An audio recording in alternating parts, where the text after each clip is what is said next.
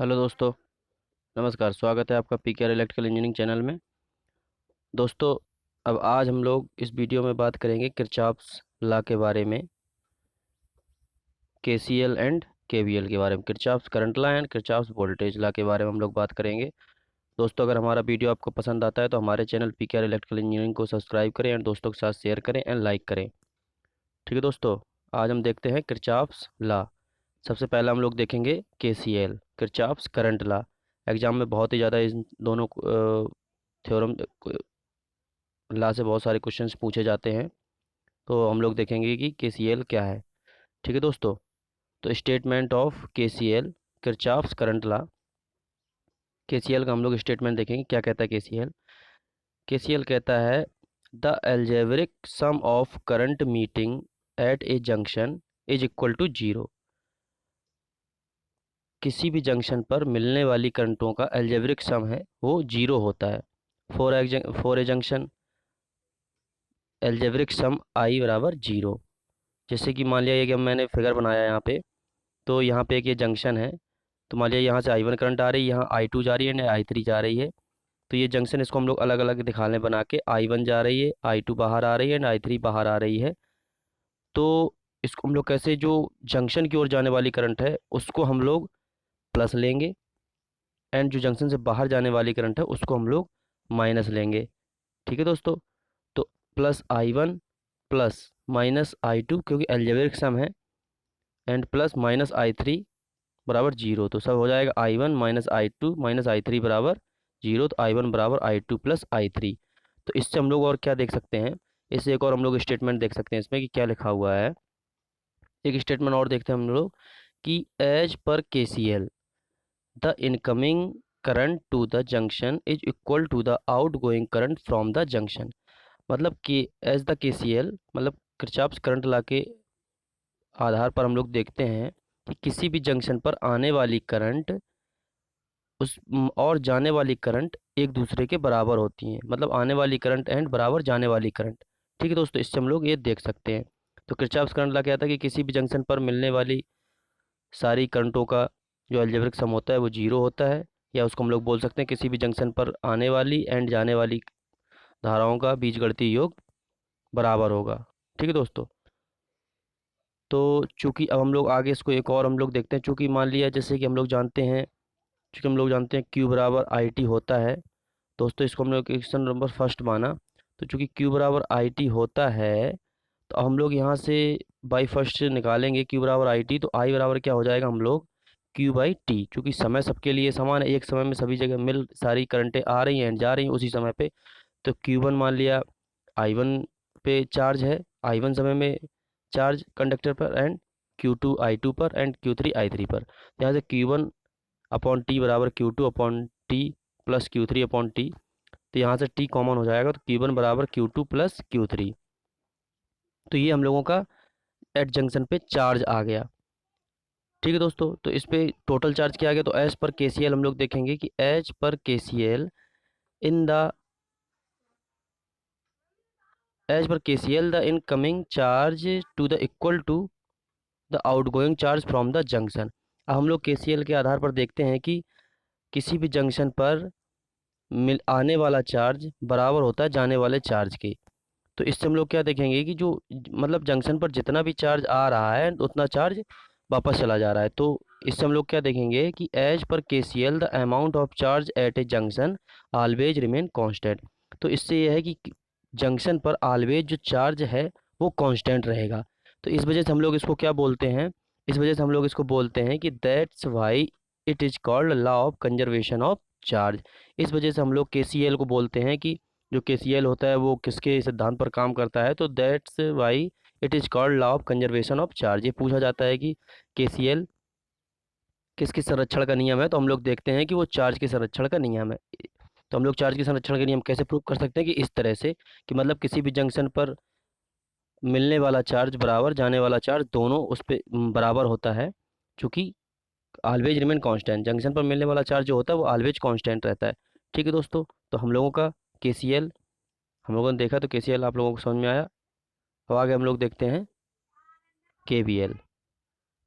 ठीक है दोस्तों, तो अब हम लोग देखते हैं केवीएल की केवीएल क्या होता है, Kirchhoff's voltage law, statement of KVL, Kirchhoff's voltage law. तो सबसे पहले हम लोग केवीएल रिप्रेजेंट देखते हैं कि मतलब केवीएल से कैसे कैसे क्वेश्चंस आते हैं, क्या क्या पूछा जाता है केवीएल से। तो सबसे पहला हम लोग देखेंगे क्या होता है कि केवीएल जो होता है लॉ कंजर्वेशन ऑफ एनर्जी। जो केवीएल होता है वो law conservation of energy, energy conservation पर काम करता है। एंड एक और क्या होता है कि KVL is applicable for linear as well as non linear network. जो केवीएल होता है वो हमारा लीनियर एंड नॉन लीनियर दोनों नेटवर्क पर वर्क करता है। ठीक है दोस्तों। एंड तीसरा क्या है कि KVL is applied for close conducting path. चूँकि केवीएल जो होता है वो हम लोगों का क्लोज कंडक्टिंग पाथ में ही लगता है, ओपन कंडक्टिंग पाथ में नहीं लगेगा। जहाँ पे पूरा सर्किट क्लोज होगा वहाँ पे हमारा केवीएल यूज होगा। एंड चौथा क्या है देखते हैं कि KVL is not applicable in distributed network. चूँकि मैंने बताया था, अपने एक वीडियो में बताया था कि डिस्ट्रीब्यूटेड नेटवर्क क्या होता है एंड लम्प्ड नेटवर्क क्या होता है। तो केवीएल जो होता है वो डिस्ट्रीब्यूटेड नेटवर्क पे काम नहीं करता, क्योंकि डिस्ट्रीब्यूटेड नेटवर्क वो होते हैं जिनमें हम लोग आर एल सी पैरामीटर्स को, किन्हीं भी पैरामीटर्स को सेपरेटली सेपरेटली डिफाइन नहीं कर सकते, उसमें पता नहीं कर सकते कि किधर पे आर है, कितना एल है, कहाँ पे सी है, वो हम पता नहीं करते। वो डिस्ट्रीब्यूटेड नेटवर्क होता है, तो वहाँ पे केवीएल हम लोग नहीं यूज कर पाते, वहाँ पे केवीएल नहीं लगा सकते। And KVL is only applicable for lumped network. चूँकि लम्प्ड नेटवर्क में आर एल सी को हम लोग अलग अलग डिफाइन कर सकते हैं, पता कर सकते हैं कि आर कितना है, एल कितना है, सी कितना है, तो वहाँ पे हम लोगों का केवीएल एप्लीकेबल होता है। ठीक है दोस्तों, अब हम लोग केवीएल का स्टेटमेंट देखते हैं कि केवीएल क्या कहता है। केवीएल कहता है कि in a close conducting path the algebraic sum of the all the EMF sources acting and the product of current flowing in each branch and the corresponding resistance is equal to 0। तो यहाँ से हम लोग देखते हैं कि एक close conducting path है, तो सारे ईएमएफ सोर्सेज जो एक साथ एक्टिंग मतलब एक साथ काम कर रहे हैं उन सब का algebraic sum and produce the current flowing each branch. And प्रत्येक ब्रांच में जो फ्लो होने वाली करंट है उन सब के करस्पॉन्डिंग जो रेजिस्टेंस है उनके प्रोडक्ट के साथ सबको जोड़ने पर, एल्जेब्रिक सम करने पर उसका मान मतलब जीरो प्राप्त होगा। जीरो के मतलब जितने सारे ईएमएफ उस सर्किट में लगे हैं उन सब का एल्जेब्रिक सम एंड जितने भी रेजिस्टेंस उस सर्किट में लगे हुए हैं, उस क्लोज कंडक्टिंग पाथ में लगे हुए हैं, उनके अक्रॉस फ्लो होने वाली करंट के प्रोडक्ट का एल्जेब्रिक सम सभी को जोड़ने पर उनका मान जीरो प्राप्त होगा, ये कह रहा है। ठीक है, तो मतलब किसी भी क्लोज कंडक्ट, तो इससे हम लोग एक निष्कर्ष क्या निकाल सकते हैं, इससे हम लोग ये देख सकते हैं, इसको हम लोग एक और बोल सकते हैं क्या कि इन एक क्लोज कंडक्टिंग पाथ, इससे हम लोगों को ये मतलब कि ये भी एक वोल्टेज ड्रॉप है एंड ये भी वोल्टेज है, तो ये वोल्टेज एंड ये वोल्टेज मतलब वोल्टेज ड्रॉप सारे ब्रांच के अक्रॉस एंड जितने भी एक्टिंग सोर्स लगे हुए हैं ईएमएफ के उन सब का योग बराबर जीरो होगा एक केवीएल लगाने पर। In a close conducting path a algebraic sum of the voltage of each branch is equal to zero. मतलब इससे क्या पता चलता है कि क्लोज कंडक्टिंग पाथ है तो उस सब में जो वोल्टेज सोर्स एक्टिंग है तो उन सब का एल्जेब्रिक सम जो होगा सारी ब्रांचों में वो इक्वल टू जीरो होगा। ठीक है दोस्तों, जैसे कि मान लिया कोई, जैसे मान लो जैसे कि एक कोई भी हम लोग वो लें, एक सर्किट बनाए क्लोज कंडक्टिंग।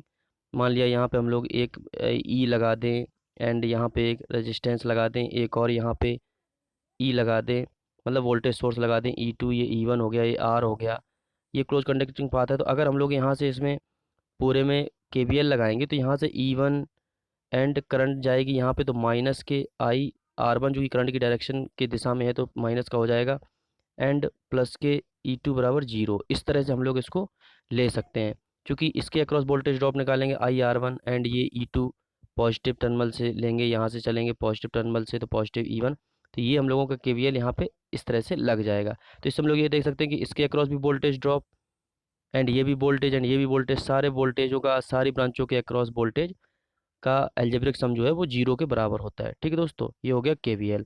अब केवीएल हम लोग देखते हैं कि वो एनर्जी कंजर्वेशन पे कैसे काम करता है। ठीक है दोस्तों, तो चूंकि माना जैसे मान लिया मैंने एक ये फिगर बनाया, एक वोल्टेज एक सोर्स लगाया एंड एक आर आर लगाया, माना आई करंट फ्लो हो रही है, तो इसका हम लोग इसमें केवीएल लगाएंगे तो क्या हो जाएगा, समेशन ई मतलब algebraic sum E plus algebraic sum I R बराबर जीरो, ये हम लोगों का केवीएल होता है। तो चूंकि केवीएल लगाएंगे तो हम लोग यहाँ से केवीएल लगाएंगे V A minus V B.